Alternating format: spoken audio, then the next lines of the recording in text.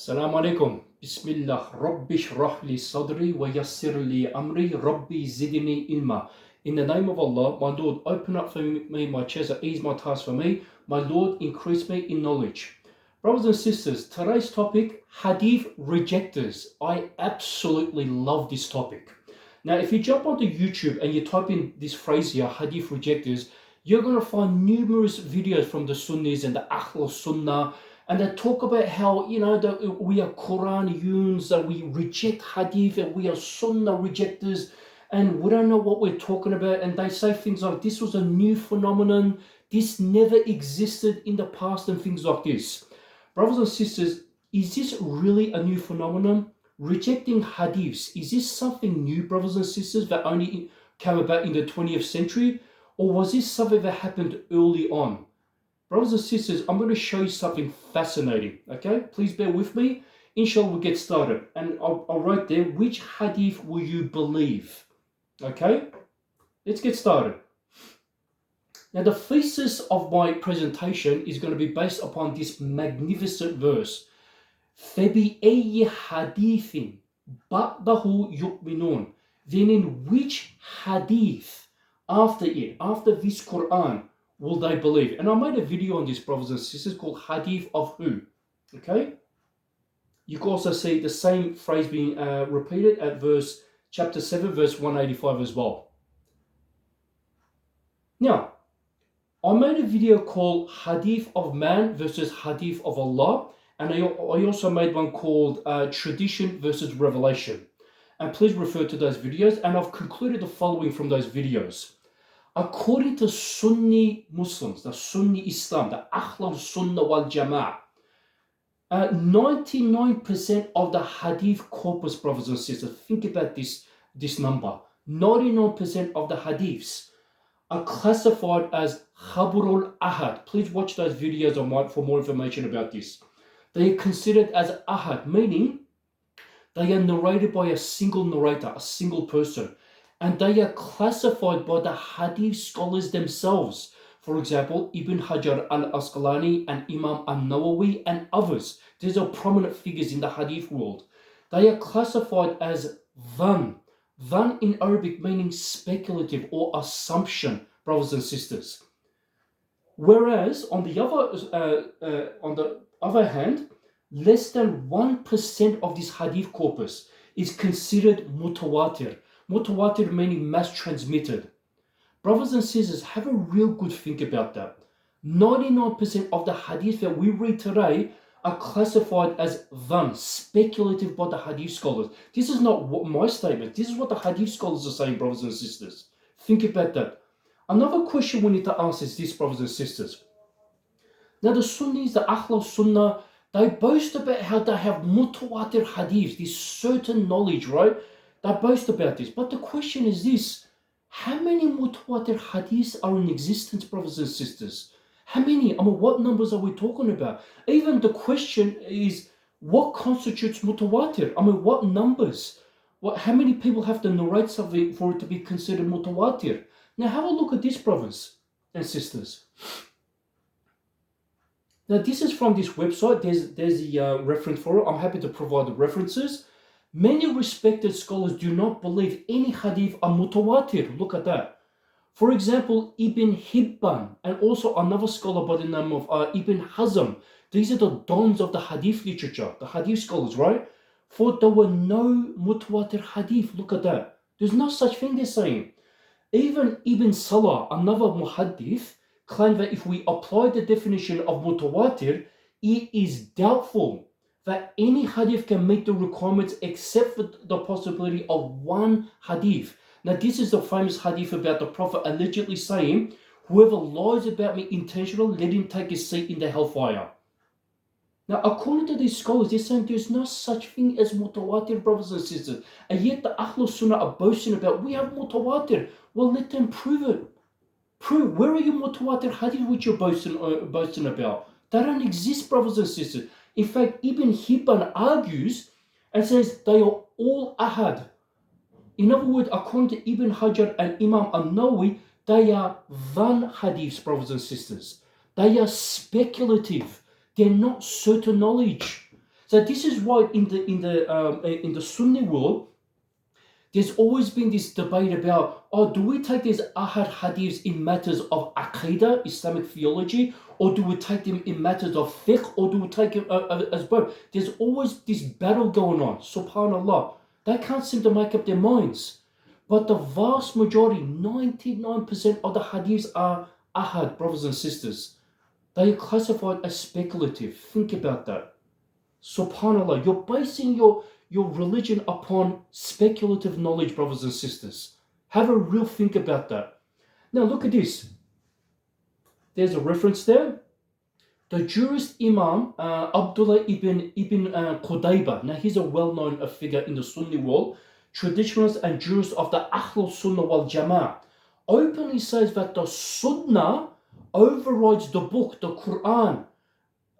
The book does not override the Sunnah. Think about that. Now, in my previous videos, I talked about how also Imam al-Awza'i, he's another muhaddith, a well-known hadith scholar. He says something very similar. He says something like the book, meaning the Quran, needs the Sunnah more than the Sunnah needs the book. Brothers and sisters, think about that. Now, if you do research about this, you'll see that they resort to mental gymnastics. What they'll say is, what this statement means, this is to do with hermeneutics. This is to do with the interpretation of the Quran, that the Sunnah interprets the Quran. However, they say the Quran does not interpret the Sunnah. Think about that, brothers and sisters. So you're telling me the Prophet interprets the book of God, but the book of God cannot interpret the Prophet. Then what does the Quran tell the Prophet of at times? Think about that, brothers and sisters. This doesn't make any sense. So they just resort to mental gymnastics. Now, have a look at this. There's a source there from this website.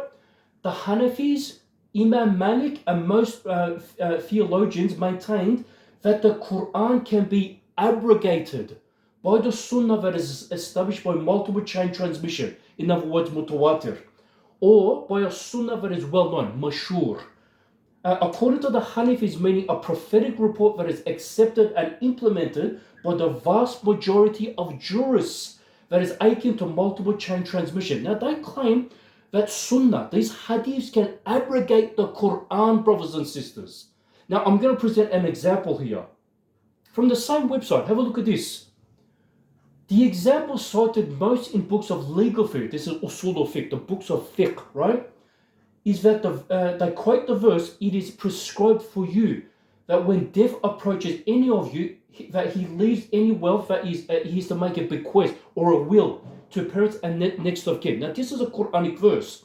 Look at this. It continues. I quote: the legal ruling derived from the verse is that a bequest to parents and relatives is prescribed and hence mandatory. This ruling is considered abrogated. Look at that, brothers and sisters. By the following hadith, there is no bequest for an inheritor. This is a single ahad hadith, brothers and sisters. It's not mutawatir. I'll continue. Even though the hadith is not related by multiple chain transmission, mutawatir, it is accepted and used by the vast majority of jurists. So that according to the Hanafis, it is deemed well known and hence akin to multiple chain transmission. Brothers and sisters, they're taking a single hadith, a ahad hadith, and they're rejecting a Quranic verse, and they just brush this under the umbrella term abrogation. Look at that, brothers and sisters. They just claim this is abrogation. Brothers and sisters, do you not see how they've tossed the verses of Allah behind their backs and they've exchanged it for a miserable price? As the Quran states, chapter 3, verse 187. Look at that, brothers and sisters. They have even just rejected one verse from the Quran, is rejecting the whole of the Quran, brothers and sisters. They've tossed the verses of Allah behind their backs and they've exchanged it for a miserable price. This is exactly what Allah describes the Bani Israel. This is exactly what they used to do, brothers and sisters. Look at that. Look how shocking that is. And they claim this is abrogation. Really? Have a look at this statement. The articulation of jihad al-talab. Now this is well known in the Sunni world. Jihad al-talab was enabled by the alleged abrogation of 120 peace verses by the verse of the sword. Now, this is an article written by brother Leslie Terubisi. He's absolutely brilliant. Okay, now I've just taken a little snippet of his work. He's got brilliant work. Regrettably, political and traditional Islam corrupted versions of Islam in the Book of Allah. They are tarnished by unwarranted presuppositions and practices. SubhanAllah, this is well known in the Sunni world. Jihad al-Talab is this concept where they had to wage war against non-Muslims at least once a year.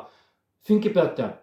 Because they claimed that the verse of the sword, chapter 9, verse 5 of the Quran, has now abrogated over 100 Quranic verses, peace verses. Imagine that, brothers and sisters. Isn't that absolutely shocking? SubhanAllah. Have a look at this. Look at this one. Imam Shafi narrated that Malik ibn Anas, now this is Imam Malik, was told Ibn Uyayna narrates from Zuhri. Now Zuhri is a prominent figure in the Sunni world. He narrated massive numbers of hadith of the Prophet, right? Now, what this hadith is saying is that Imam Malik was told that Zuhri narrates hadith that you do not have. He replied, now this is Imam Malik, he replied, why? Should I narrate every single hadith that I heard only if I wanted to misguide people? Look at that, brothers and sisters. Imam Malik was told that, you're not relating hadiths as much as Zuhri is. And Imam Malik, he refuted this, said, no, I wouldn't do that. I'd only do that if I wanted to misguide people. Look at that, brothers and sisters.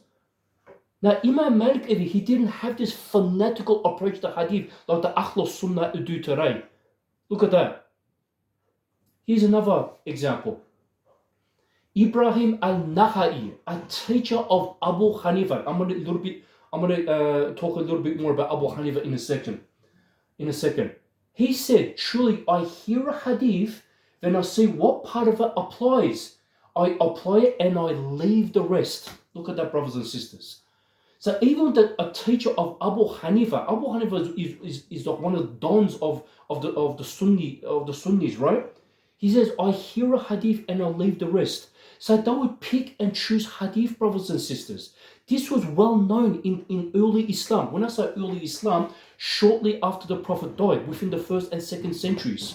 Think about that, brothers and sisters. Again, this is from the same source. Now, brothers and sisters, I must admit this. This brother from this site, Ashari's Assembled, this article, he wrote this brilliant piece called, Have You Been Blackmailed by Bukhari yet? Brothers and sisters, it's a must-read for any open-minded and intellectual person. This is a must-read article, and I'm just getting this from that article, okay? Okay, let's go to the next statement. Have a look at this beauty. Imam Dhahabi, a well-known muhaddith in the Sunni world, said the majority of the hadith scholars have no understanding, no diligence in the actual knowledge of hadith, and no fear of Allah regarding it. Look at that. The majority of hadith scholars, they have no knowledge. In fact, he also added, those who are imitated in Islam are the jurisprudents and not merely the hadith masters. Now, what did the Ahlul Sunnah tell? I myself used to be Ahlul Sunnah, brothers and sisters, namely Salafi.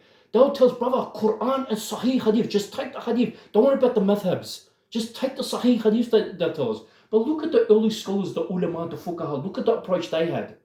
They didn't have this fanatical approach to Hadith, brothers and sisters. Look at that. Moving on, have a look at this. Ibn Abi Zayd al-Maliki reports Sufyan ibn Uyayna. Now, Ibn Uyayna is another well-known muhaddith, right? He's reported to have saying, Hadith is a pitfall. Look at that. Hadith is a pitfall except for the fuqaha. Continuing, Imam Malik's companion, Abdullah ibn Wahab, another well-known muhaddith, said Hadith is a pitfall except for the ulama. Look at that. Hadith is a pitfall, brothers and sisters. But what did the Ahlul Sunnah tell you? Brother, take the Sahih Hadith, take it. Look what the early ulama was saying. Did they have this fanatical approach to Hadith? No, they didn't. Every memorizer of Hadith that does not have an Imam in fiqh is misguided. And if Allah did not rescue us with Malik and Imam Layth, we would have been misguided. Look at that, brothers and sisters. They didn't have this fanatical approach to hadith. Now look at this. Imam Bukhari states the following. Imam Abu Hanifa was a murjiya. Now, in case you wonder, a murjiya was some sect within Islam which claimed that as long as you believed in La ilaha illallah, you said it just once in your life, you're guaranteed paradise regardless of your actions. Imam Bukhari says that Abu Hanifa was one of these people. Subhanallah, which obviously was a false accusation. Again, from the Ashara's Assembled website. Look at this. Again, Bukhari says, when Sufyan al-Thawri, now let's pause for a moment. Sufyan al-Thawri is another one of the dons of the hadith hadith scholars. Okay, when he heard news about the death of Abu Hanifa, he said, "Look at this. Praise be to Allah that such a man died who was gradually destroying Islam." Look at that. There could not be a worse person in Islam. Sufyan al-Thawri. Brothers and sisters, you can see the contempt these hadith scholars had towards Abu Hanifa. Do you know why? Abu Hanifa was well known to reject hadiths, brothers and sisters. Him and his students, they rejected numerous hadiths, regardless of their sahih status. This is why the hadith scholars had contempt towards Abu Hanifa, in case you didn't know that. Hadith rejectors, huh? Subhanallah. Moving on. Also, Bukhari states, on 2 occasions, not one, 2 occasions, Abu Hanifa was ordered to repent from making blasphemous statements. Apparently, Abu Hanifa had to repent twice for kufr, apparently. Now, I'm not saying Abu Hanifa was perfect, brothers and sisters, but look at the contempt the muhaddithin had towards Abu Hanifa and even Imam Malik. Look at this. Ibn Hibban, another muhaddith, writes, among every single one of our imams, I know of no disagreement between them concerning him, Abu Hanifa, the leaders of the Muslim and those scrupulous piety in the religion, in all of the regions and provinces, one after another, they all declared him to be unreliable and have vilified him. Look at the contempt they had towards Imam Abu Hanifa. Subhanallah, brothers and sisters. Look at that. Look at this. Another muhaddith, Abdullah ibn Mubarak, another well-known hadith scholar, said, I don't consider Imam Malik to be a scholar. Wow, look at that. Now, the average Joe Blow Muslim, they don't know this. This is just swept under the rug. Look how the muhaddithin have contempt for the fiqh scholars, the scholars of fiqh. And there was a battle going on between the two. Subhanallah. Look at that, brothers and sisters. They had such contempt for those the jurisprudence. Because Abu Hanifa was well known for rejecting hadiths, brothers and sisters. This is not a new phenomenon. Look at this. You're going to love this one, brothers and sisters. Have a good read of this one. Bukhari narrated over 53 narrations. 53. Think about this. From Uthman ibn Abi Shayba, who many muhaddithin were willing to give the benefit of the doubt. Unlike Malik and Abu Hanifa, despite him being known, listen to this, brothers and sisters, being well known for making fun of the Quran. Making fun of the Quran and relating, our Prophet attended a festival of non-believers and respected their idols in the way they respected them. This is the reason why 2 angels refused to pray after the Prophet. Look at that, brothers and sisters. This person, Abu Shayba, would make fun of the Quran and he told false stories about the Prophet. I'll continue. But this situation would never arise with our Prophet. Ibn Abu Shayba also used to interpret the Quran incorrectly and disrespected it by changing its words. Subhanallah, brothers and sisters, changing its words and disrespecting the Quran. Now, look at this. Daraqutni, this is another muhaddith. Daraqutni claims he had no knowledge of hadith and he used to tell unknown stories.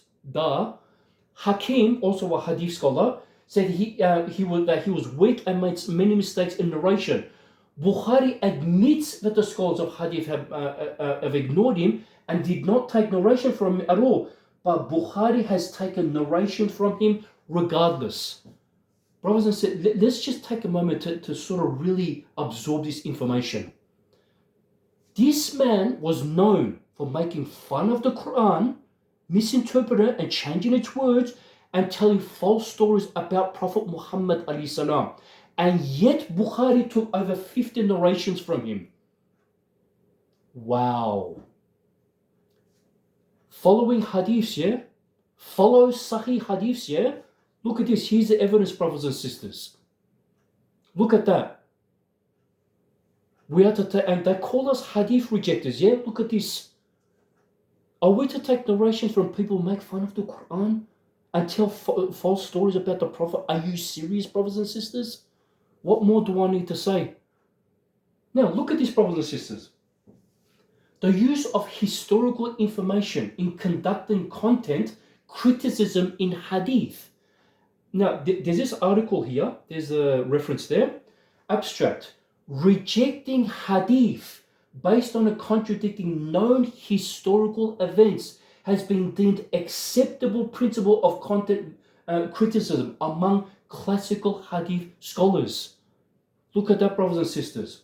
How exactly this rule is meant to be applied is the question in this paper attempts to address by looking at how Abu Ja'far al-Tahawi, now he was a prominent figure in the Hanafi school of thought, how he applied it throughout his magnum opus, Sharh Mushkil al-Adhar. Sorry, my pronunciation is not the best, my apologies. Now, Imam Tahawi, he's a well-known figure. He would reject hadith because they contradicted well-known historical information. Look at that, brothers and sisters. And they call us hadith rejectors, yeah? Look at this early ulama and fuqaha. Here's the evidence, brothers and sisters. And again, from the same website. Under the category where it's a history used to reject hadith. It is no surprise that we see Tahawi arriving a few generations later, deeming some hadith, even though they appear in some of the most authentic hadith literature, as unreliable due to its specific rule, the ruling of, it's contradicting history. Traditional Muslim readers will be surprised that hadith appearing in Bukhari and Muslim, the two most authentic collections in hadith, were totally rejected by Tahawi due to the historical flaws in the matan. Look at that. So this hadith rejection was not something, it's not something new, brothers and sisters. Don't let these Sunnis bully you into thinking, oh, hadith rejectors, this, that, and the other. This is false, brothers and sisters. Of course, they brush all this information aside. They don't want you to know this, subhanAllah. Now, here's an example of some historical contradictions within hadith. Here's the evidence, brothers and sisters. This is in Bukhari, narrated by Anas ibn Malik. The Prophet was neither conspicuously tall nor short, neither very wide nor tawny. His hair was neither much curly nor very straight. Now you see this in the hadiths. Now they try to describe the Prophet. He wasn't too tall, wasn't too short, wasn't this, wasn't that. It's confusing, right? Nevertheless, Allah sent him as a messenger at the age of 40. Okay? He stayed for 10 years in Mecca. Okay? And I've highlighted that in yellow. He stayed in Mecca for 10 years. And for 10 more years in Medina. Allah took him onto him at the age of 60. So the Prophet passed away at the age of 60. Are you with me so far? Now look at this other hadith, also in Bukhari, right? Narrated Ibn Abbas. Allah's messenger started receiving divine inspiration at the age of 40. Then he stayed in Mecca for 13 years. Look at that. Brothers and sisters, is it 10 years or is it 13 years? Receiving divine revelation. Then he was ordered to migrate and he lived as an emigrant for 10 years. And then died at the age of 63. Brothers and sisters, did he die at the age of 60 or did he die at the age of 63? This is in Sahih Bukhari, and apparently we're supposed to take Sahih hadiths, bro. Look, there's a clear-cut contradiction. How do you reconcile between the two, brothers and sisters? The hadith literature is filled with contradictions like this. That's just one example. That's just one example of many. Now, brothers and sisters, I would like to talk to you about the Mu'tazila. The Mu'tazila was a school that existed early on in Islam. Now, when I say in Islam, after Hijrah, after the Prophet died. Now, this is from this article here. This is just the introduction of that. It's quite a lengthy article. We shall begin our discussion and we shall explain later why. With the Mu'tazila, the emergence of this sect took place during the latter part of the 1st century or at the beginning of the 2nd. So brothers and sisters, this school of thought exists very early on. Okay, let's continue. Now, among the most famous Mu'tazilites were Wasil ibn Atta, Amr ibn Ubaid, and Ibrahim al-Nazzam. Now, there's a few other figures there as well, well-known scholars, right, which emerged from that sect. They rejected the Hadiths and argued for the need to know God, through Allah, through reason. Now, the Mu'tazilites, they had this heavy emphasis on the use of reason, brothers and sisters, using the aql. However, and I proved this in one of my videos, Tradition versus Revelation, the Ahlul Sunnah despised the use of reason, brothers and sisters. In fact, they would dismiss aql traditions as having no basis in the Sunnah. Look at that. But the Mu'tazila school of thought, they had this heavy emphasis on using the mind, using the aql, brothers and sisters. Look at that. But they despised the Mu'tazila. But they had some great scholars who emerged from them. If a test contradicted the rational mind, they prioritized the latter since it constituted the fundamental basis and thereby held intellect as legitimate and obliged. So they had this heavy emphasis on the mind. The Mu'tazilites were in the past excommunicated and their ideas obliterated, yet the hope always remains for a new and enlightening reading of the religious text, a reading far from violent, superstitious, and contradictory features that characterize Islam today. Look at this. We can but hope. This is brilliantly said by this website. We can only hope that this rational, this critical thinking, the use of the mind, the use of reason can come back into the Muslim minds. It's unfortunate that the Ahlul Sunnah, they don't want you to reason, brothers and sisters. I know this because I myself was Ahlul Sunnah. They tell us this. When it comes to Sunnah, brother, don't use your mind. Just accept the Hadith.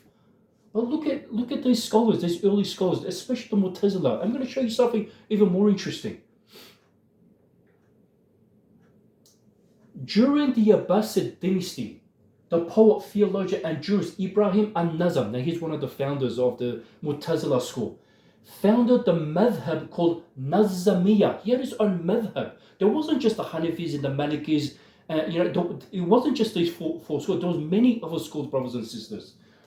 They rejected the authority. Listen to this. They rejected the authority of hadiths by Abu Huraira. Look at that, Abu Huraira. Let me ask you a question. In the Sunni school, who is the most narrator of hadiths? Who is it? It's none other than Abu Huraira, brothers and sisters. He narrates thousands upon thousands of hadiths. But one of the founders of the Mu'tazila school, he rejected hadiths from Abu Huraira. His famous student Al-Jahir was also critical of those who followed such hadiths, referring to hadith opponents as Al-Nabita, the contemptible. He referred to anyone who follows the hadiths of Abu Huraira were contemptible. Imagine that. It is no wonder the Ahlul Sunnah criticized the Mu'tazila. But the Mu'tazila were a legitimate school of thought in early Islam, brothers and sisters. And they were known to reject dozens and dozens of hadith. Subhanallah. Let's continue. Look at this. This is interesting. One of the greatest Hanafi scholars to have excelled in both fields of hadith and fiqh was the renowned author of Ahkam al-Quran by Abu Bakr al-Jassas al-Razi. Now, this is a well-known Hanafi scholar. Any sort of Hanafi knows this individual. He's a well-known scholar. Again, I quote, despite his great standing and acceptance by mainstream scholarship, Abu Bakr al-Razi was influenced by the Mu'tazila. Look at that.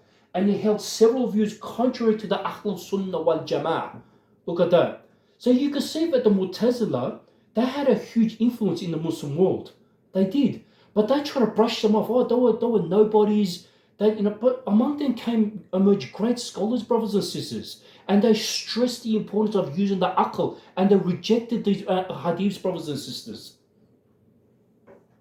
Wow. There's a reference there.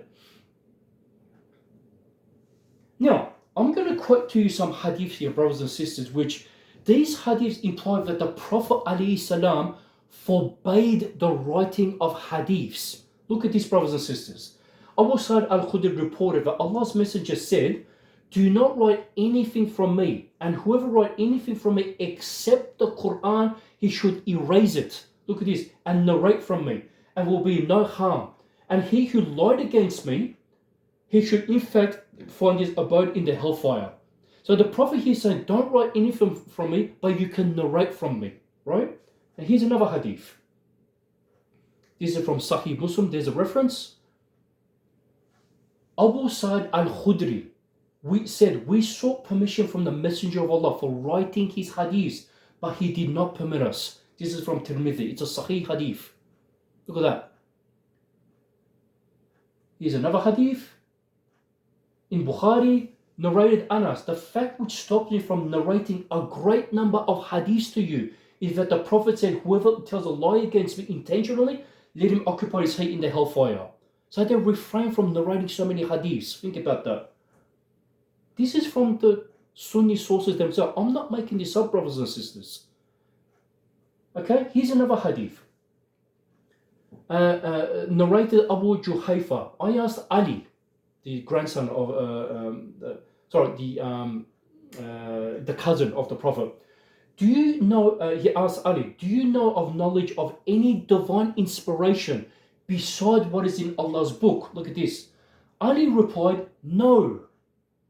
He said, "No, by him who splits the grain of corn and creates the soul. I don't think we have such knowledge, but we have the ability of understanding which Allah may endow upon a person with, so that he may understand the Quran.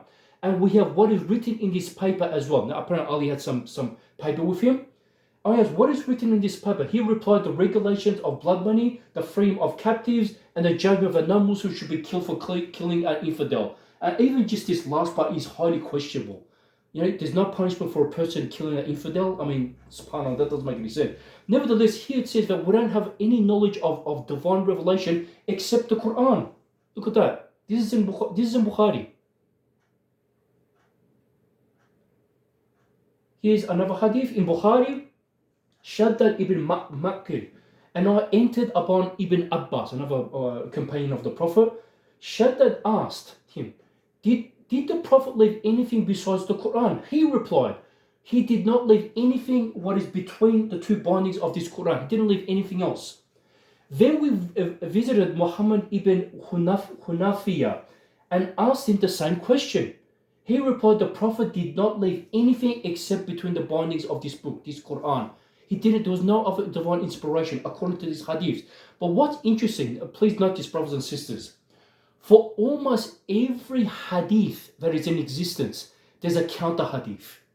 This is absolutely shocking. You can see the hadiths are filled with contradictions. You also find the other hadith saying the Prophet allegedly said, "Whoever follows the Quran and my Sunnah," trying to say that the Sunnah is also this additional revelation. But he says there's no other revelation except the Quran.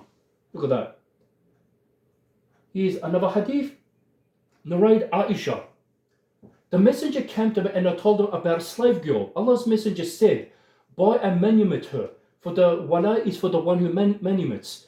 And in the evening, the Prophet got up and glorified Allah as he deserved. And then he said, 'Why do some people impose conditions which are not present in Allah's book?'" Look at that.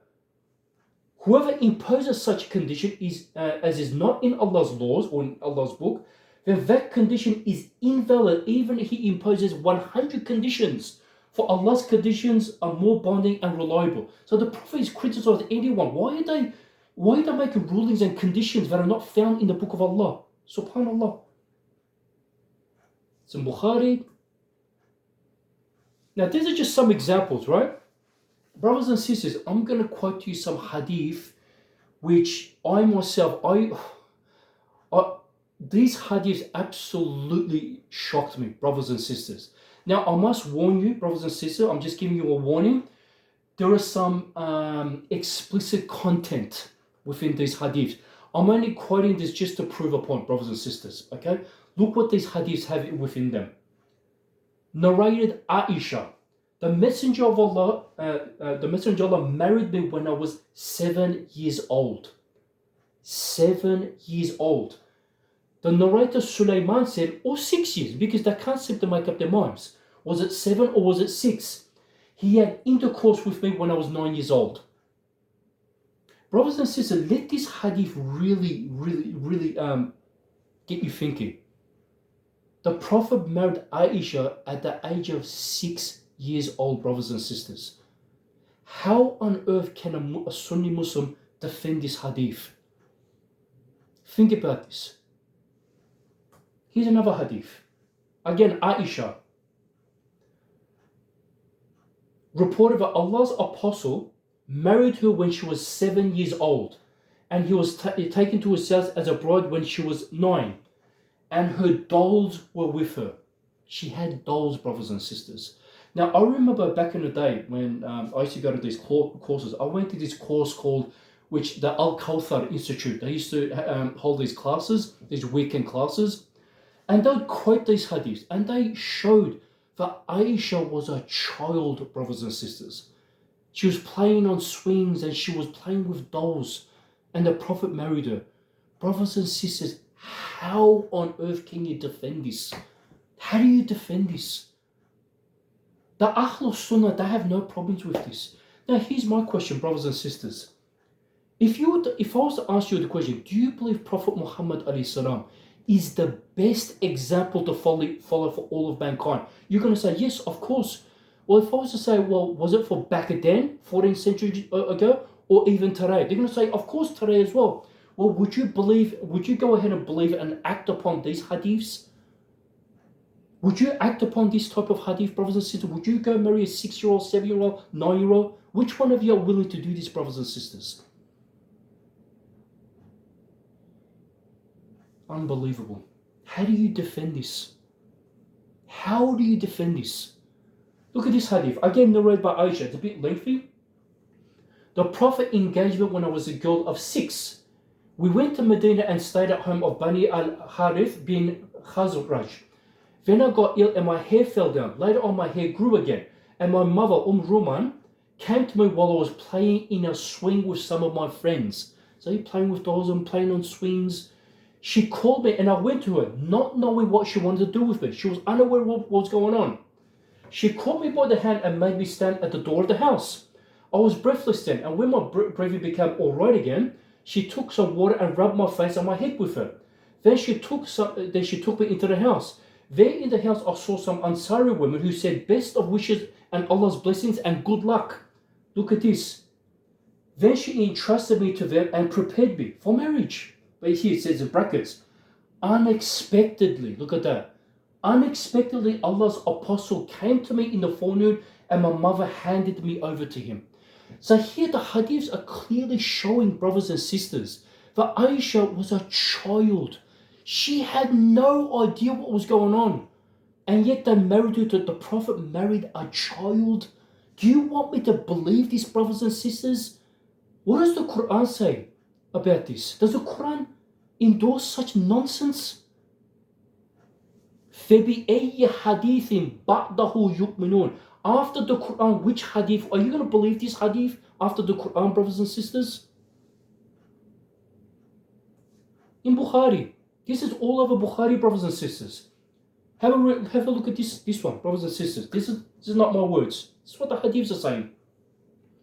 It is reported on the authority of Sa'id ibn Jathami that the Prophet of Allah, when asked about the women and children of the polytheists being killed during night raids, he said, the Prophet, look at this, in response to this, they are from them. Oh my God, they are of them. I remember reading about this back in the day.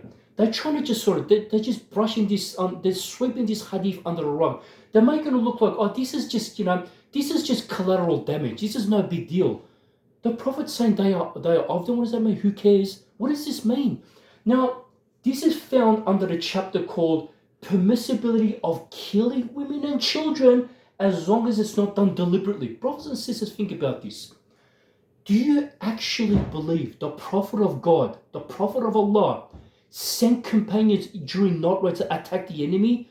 I don't know about you, brothers and sisters, but the Muhammad alayhi salam of the Quran is described as a man of honor. He faced his enemies on the battlefield with honor and dignity and courage. He was not a coward like this hadith explaining and making out to be. Sorry if I'm getting so worked up, brothers and sisters. But look at this rubbish they're attributing to him. Look at this rubbish. Night raids. Do you know, just recently I was watching this short video, how they were trying to defend this hadith. And you know what someone in the comment section wrote? And I couldn't agree more. You know what it says? It appears that Israel is using the same logic. Israel is using the same logic, brothers and sisters. Don't Israel soldiers, don't they attack our Muslim brothers and sisters during night raids? Don't they do the same thing? Look at this. You tell me the Prophet and the Sahaba did this? The Prophet of Allah in the Quran was a man of honor and dignity and courage, brothers and sisters. In fact, the verse where it describes Muhammad as uswatun hasanatun, an excellent pattern to follow, is in the context of warfare. And it describes about how he was a courageous man, that he had courage on the battlefield. He didn't turn his back on his enemies. SubhanAllah, he was a man of honor. Look how the hadith describe him. Brothers and sisters, which hadith are you going to believe? The hadith of Allah, the Quran, or this rubbish? SubhanAllah. Look at this. Get a load of this one. Narrated in Bukhari from Ibn Muhayyiriz, who said, I saw Abu Sa'id al-Khudri, and I asked him. He said, we went out with the Messenger of Allah, peace be upon him, on a campaign of Banu al-Mustaliq, and we captured some prisoners from among the Arabs. Now this is talking about an expedition, some battle which the Messenger and the companions went out with. Look at this. We desired women, and the period of abstention was hard for us, and we wanted to engage in, look at this, coitus interruptus. Brothers and sisters, I do apologize for the explicit content. This is talking about, you know what, yeah? The so-called pull-out method. Look at that. We asked the Messenger of Allah about this, and he said, you'd think he'd object to this, right? There is no point in doing that. For there is no soul which Allah has decreed should exist until the day of resurrection, but it will come into existence. So the Prophet didn't object to this. So these companions, they captured women and they practiced, I'm sorry to say, brothers and sisters, the pull-out method on them. So they wouldn't get pregnant. And the Prophet doesn't object to this. Brothers and sisters, let's turn the tables. Imagine Israeli soldiers did this to our sisters. Imagine non-Muslims did this to our sisters. They practiced the pull-out method on them. Would you say this is perfectly acceptable?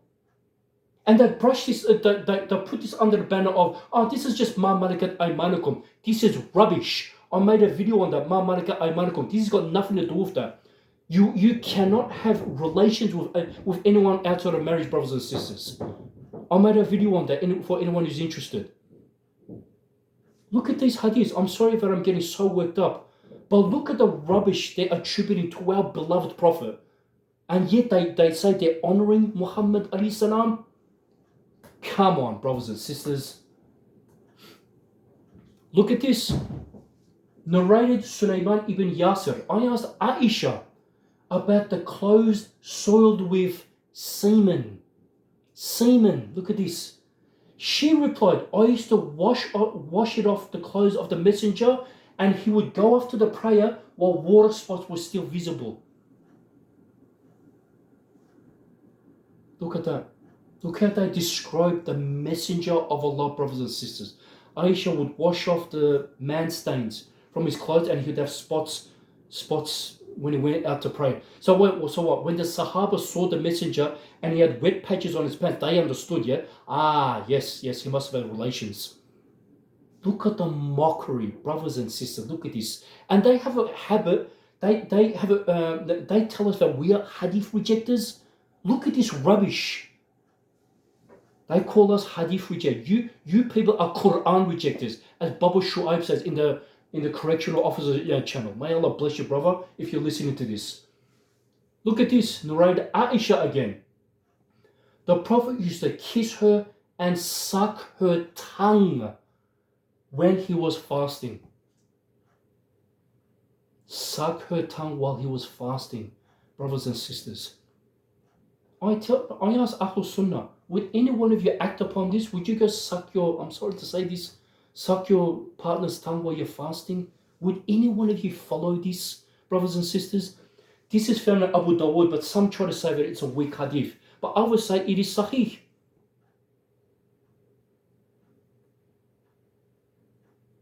Subhanallah.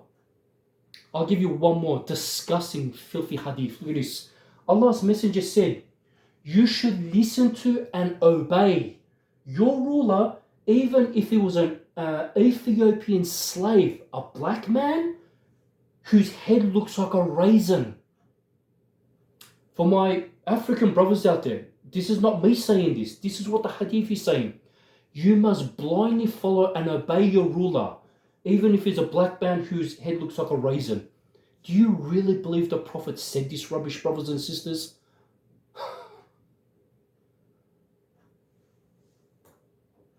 Bukhari. This is in Bukhari, brothers and sisters. And these are just a few examples, brothers and sisters. You find all sorts of nonsense in this, in the hadith literature. Which hadith will you believe and follow, brothers and sisters? Look at that. Conclusion, brothers and sisters, I couldn't help myself but say I want to finish this up with the hadith of Allah. The hadith of Allah. I like to refer to these as the 10 golden hadith verses. Chapter 4, verse 89, it reads, who is more truthful than Allah in hadith? Not Bukhari, Allah. وَمَنْ أَصْدَقُ مِنَ اللَّهِ حَدِيثًا. Chapter 7, verse 185. فَبِأَيِّ حَدِيثٍ بَعْدَهُ يُؤْمِنُونَ. Which hadith after this Quran will they believe? Or will they continue believing those hadiths in Bukhari? Chapter 12, verse 111. Never was this hadith fabricated. مَا كَانَ حَدِيثًا يُفْتَرَى. This Quran is not fabricated like the rubbish out there. Chapter 18, verse 6. Perhaps you, Muhammad wanted to kill yourself. Imagine that. Imagine. Because they do not believe in this hadith, hadha hadith, this Quran. Chapter 39, verse 23. Allah has sent down the best hadith. Allahu nazzala ahsan al hadith. This Quran is the hadith of Allah. And which hadith after Allah would they believe? Look at this beauty. Chapter 45, verse 6. فَبِأَيِّ حَدِيثٍ بَعْدَ اللَّهِ وَآيَاتِهِ يُؤْمِنُونَ. Which hadith after Allah and His ayat will they believe? Subhanallah. Are we to believe Allah's hadith and Bukhari both equally, brothers and sisters? Chapter 52, verse 34. فَلْيَأْتُ بِحَدِيثٍ مِثْلِهِ إِنْ كَانُوا صَادِقِينَ. Let them produce a hadith like this Quran if they speak the truth. Chapter 53, verse 59. At this hadith, this Quran, do you wonder? Chapter 56, verse 81. Is it to this hadith, أَفَبِهَذَا الْحَدِيث hadith, that you are indifferent? Finally, chapter 68, verse 44, Allah addresses the Prophet here saying, leave me with whoever denies this hadith, hadha hadith. Look at that. The hadith of Allah, brothers and sisters. Which hadith after Allah and His ayat will you believe? And yet they call us hadith rejectors. It's really these, you people are the ones who are Quran rejectors. You're tossing a verse, a hadith of Allah behind your back and you exchange it for a hadith in Bukhari or in Tirmidhi or in Ibn Majah. Subhanallahi wa ta'ala amma yushrikun. Look at that, brothers and sisters. They call us hadith rejectors. Look at here's the evidence, brothers and sisters. Which hadith after this Quran will you believe? Now, in saying that, now when you look at this hadith literature, now I concluded in one of my earlier videos that when it comes to hadith outside of the Quran, number one, I don't take it as revelation, as wahi, because they are not. Okay, and I prove this. Number two, I don't take it as a source of guidance, because the Quran addresses the Prophet and says, even you cannot guide. So if the Prophet Muhammad was incapable of guiding, brothers and sisters, Why would I follow a hadith literature which is attributed to him as a source of guidance? Why would I do that? Number 3, I don't take it as an authority, nor do I take it as legislation. Now, the hadith literature is filled with this. Halals and harams, this is permissible, this is not permissible. I only look at the hadith, I only view them as just snippets of historical information, brothers and sisters. Nothing more. As a matter of fact, as I proved in the presentation, that even to take it as a historical source is questionable, brothers and sisters. And I've shown you with the example of the Hanafis. They would reject hadiths based upon well-known historical events. So this begs the question, what real use do these hadiths really serve? What purpose do they serve, brothers and sisters? If we cannot even take them as a reliable historical source, what good are they? Brothers and sisters, at the end of the day, I'll leave it up to you. Do we follow the hadith of Allah and something along with it? Or do we just follow the hadith of Allah, brothers and sisters? And anything outside of it, we just take as just mere historical information. That's about it. Subhanallah. Brothers and sisters, I hope you enjoyed the presentation. Sorry for getting so worked up. I can't stand when I read information like this about the Prophet. Subhanallah, this false information. At the end of the day, it's up to you what you believe or what you don't believe, brothers and sisters. I'm just here to do bayyinah of the verses of Allah. That's all, brothers and sisters. The hadith of Allah. The hadith of Allah. In fact, I'll leave you with a final question, brothers and sisters. When was the last time, be honest, when was the last time you went to a Friday khutbah, you went to some Islamic gathering, you went to some Islamic event, you went to an Islamic class or a lecture, and they spoke to you, they spoke to you about the hadith of Allah, or even the Sunnah of Allah? When was the last time? Did you ever go to a lecture that said, brothers and sisters, today I'm going to talk about the hadith of Allah or the Sunnah of Allah? When was the last time you heard this? I bet never. But this is what you find in the Quran, the hadith of Allah and the Sunnah of Allah. And Prophet Muhammad ﷺ only followed the hadith of Allah and nothing else. I'll rest my case. Until next time, brothers and sisters, stay safe. Assalamu alaikum.